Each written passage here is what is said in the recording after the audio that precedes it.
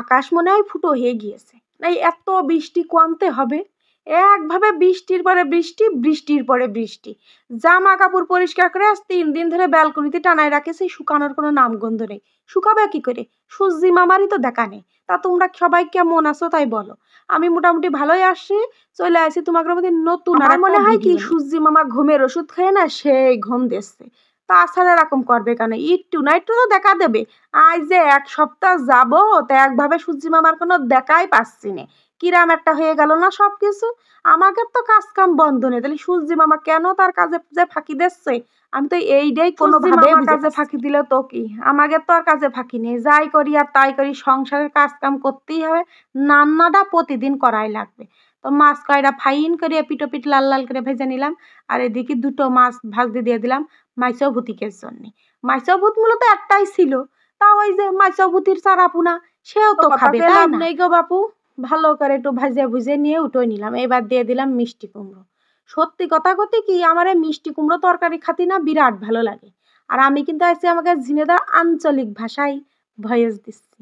তা কিরাম হচ্ছে তা তোমরা একটু কমেন্ট করে জানাই দিয়ে নে, বুঝেছো? আর যদি ঝিনেদার কেউ থেকে থাকো তা আমার একটু কমেন্ট করে দিয়ে নে যে আপু আমু ঝিনেদার, তাহলে মনটা খুশি খুশি লাগবে না।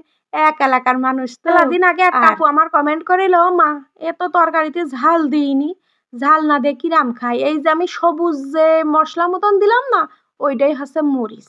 আমি ওই কাঁচা মরিচটা বাইটে দিই, চিড়ে মিড়ে অতটা দিই নে। বাইস্তা পোলাপান খাই, কনে মুকি টুকি বাঁধবে, তখন হয়ে যাবে মহা বিপদ। এই জন্য বাইটে একবারে ঝেড়ে দিই, খাইয়ে ফেলতে তো পারে, কোনো জ্বালাতন করে না।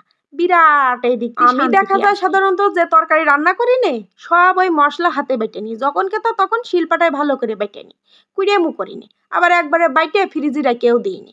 আমার ওই গোটা মশলা দিয়ে তরকারি রান্না করে আমি খুব কমই খাইছি। মাংস টাংস রান্না করলেও আমি ওই একবারে সব মশলা বেটে একবারে দিয়ে দিই। ভিলিন্ডারে দিই না, ভিলিন্ডারে মশলা বাটাও খেতে ইচ্ছা করে না, আবার ওই ফ্রিজে রেখেও খেতে ইচ্ছা করে না। এই জন্যই যখন যাইরে খেতে ইচ্ছা করে শিলপাটায় দিয়ে দিই।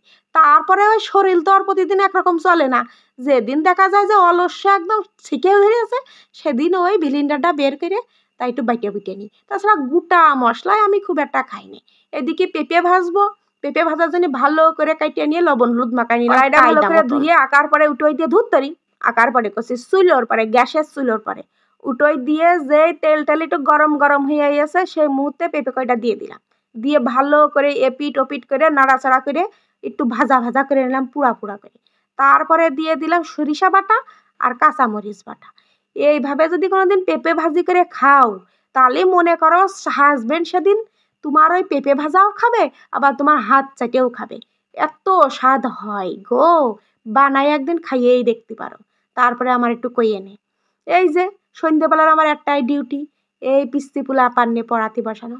যদিও বা ভালোই লাগে পড়াতি, তারপরও মাঝে মাঝে মাথায় এমন বিঘা চাপে রে, মনে হয় এমনি অমনি সব ফেলাই থেকে দৌড় মারি। তো যাই হোক, আজকের ভিডিওটা এই পর্যন্তই ছিল। তোমরা সকলে ভালো থেকেন, টাটা বাই বাই।